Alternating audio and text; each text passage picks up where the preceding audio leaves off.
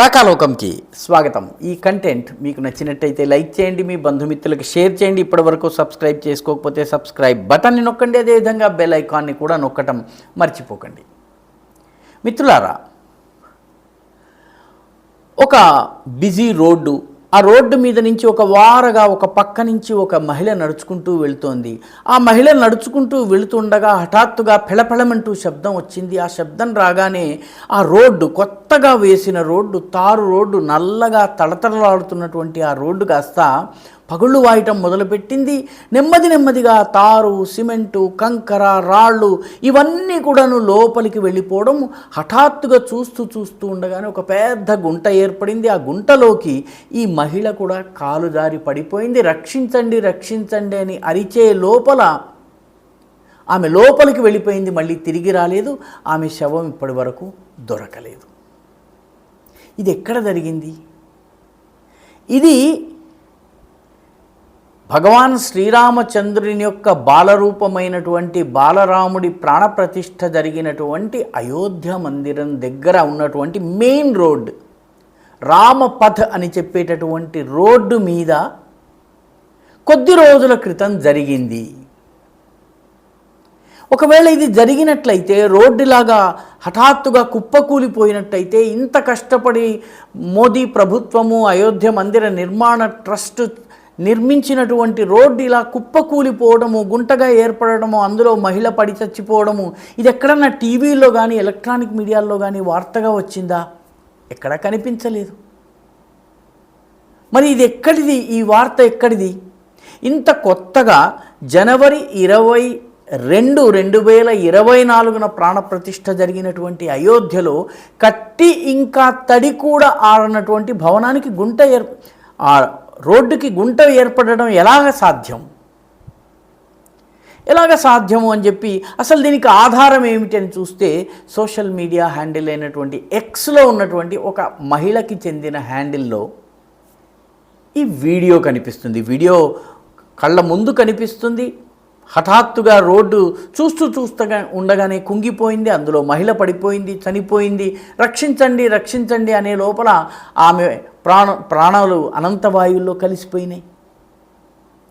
పేపర్లలో రాలేదు, మీడియాలో కనపడలేదు, ఇంకెక్కడా లేనటువంటి ఈ వార్త ఈ మహిళకి ఎక్కడి నుంచి లభించింది అని జాగ్రత్తగా ఆ వీడియోకి సంబంధించినటువంటి లింక్ ఏదైతే ఉందో ఆ కాపీ చేసుకుని గూగుల్ సెర్చ్లోకి వెళ్ళి కొట్టినప్పుడు 2022 జూన్ 3వ తారీఖుకు సంబంధించిన వీడియో వచ్చింది. అయోధ్యలో మందిర ప్రాణప్రతిష్ఠ జరిగింది జనవరి 22, 2024. ఈ రోడ్డు కూలితే దాని తర్వాత కూలి ఉండాలి, ఇది అయోధ్యది అని అయినట్టయితే. కానీ ఇక్కడ ఈ వీడియో యొక్క డేట్ చూసినట్టయితే 2022 జూన్ 3వ తారీఖు. దీన్ని మొట్టమొదట పోస్ట్ చేసినటువంటి మహిళ పేరు ఆండ్రియా మిరాండా. ఎవరి ఆండ్రియా మిరాండా? అసలు ఈ వీడియో ఎక్కడిది అని కొంచెం సెర్చ్ చేయగానే మనకి కనిపించేది ఏంటంటే, ఇది బ్రెజిల్లో జరిగినటువంటి ఒక ప్రమాదం. బ్రెజిల్లో వెళ్తూ ఉండగానే రోడ్డు కుంగిపోయింది. దానిలో ఒక మహిళ పడి చనిపోయింది. ఆ రోడ్డు నాసిరకంగా నిర్మాణం చేసి ఉండవచ్చు. ఇటువంటి గుంటల్ని సింక్ హోల్స్ అంటారు ఇంగ్లీష్లో. అటువంటి సింక్ హోల్ ఏర్పడటం జరిగింది. ఆ సింక్ హోల్లో పడి మహిళ చనిపోయింది. 2022లో జరిగిన సంఘటనకు తాలూకు వీడియో అది. 2024లో అయోధ్యలో జరిగినట్టుగా ఈ షేర్ చేసినటువంటి గొప్ప వ్యక్తి ఎవరు? జాగ్రత్తగా చూస్తే ఆమె పేరు లావణ్య బల్లాల్ జైన్. ఎవరో పాపం తెలిసి తెలియనటువంటి అమాయకురాలు ఈ పని చేసింది అని మనం గనక ఆమె ఎవరు అని చెప్పి కాస్త సెర్చ్ చేయటం మొదలు పెడితే, ఈ లావణ్య బల్లాల్ జైన్ అనేటటువంటి వ్యక్తి కాంగ్రెస్ పార్టీ యొక్క అధికార ప్రతినిధి. అంతేకాదు, కాంగ్రెస్ పార్టీ యొక్క సోషల్ మీడియా యొక్క నేషనల్ కోఆర్డినేటర్, జాతీయ సమన్వయకర్త. చాలా ఉన్నతమైన పదవి. అంతకు ముందు పోనీ ఆమె ఉన్న కొత్తగా వచ్చిన వ్యక్తి అంటే 13 సంవత్సరాలు కర్ణాటకలో ఆర్జే రేడియో జాకీగా పనిచేసి అనేక రేడియో కార్యక్రమాల్ని నిర్వహించినటువంటి వ్యక్తి. అంటే ఆమెకి ఖచ్చితంగా జర్నలిజము, వార్తల ప్రామాణికత, వార్తల సత్యత, వీటికి సంబంధించిన అవగాహన ఖచ్చితంగా ఉండి ఉంటుంది. మీడియాలో లేని, పత్రికల్లో రాని, అసలు జరగనటువంటి సంఘటనను జరిగినట్టుగా ఆమె ఎందుకు చూపిస్తోంది? ఎందుకు చూపిస్తోందంటే ఆమె 2024 ఎన్నికలు పూర్తయిపోయిన తరువాత కూడా తన మిస్ఇన్ఫర్మేషన్ క్యాంపెయిన్ని ఆపలేదు, సత్య ప్రచారాన్ని కొనసాగించటం మానలేదు. బ్రెజిల్లో జరిగినటువంటి సంఘటన తాలూకు వీడియోని అయోధ్య మెయిన్ రోడ్లో జరిగినట్టుగా ఆమె చలామణి చేసింది. ఇదేదో ఐసోలేటెడ్ కేసు కాదు. ఇంతకు ముందు కూడా ఇటువంటి సంఘటనలు జరిగినాయి. కాంగ్రెస్ పార్టీకే చెందినటువంటి ఒక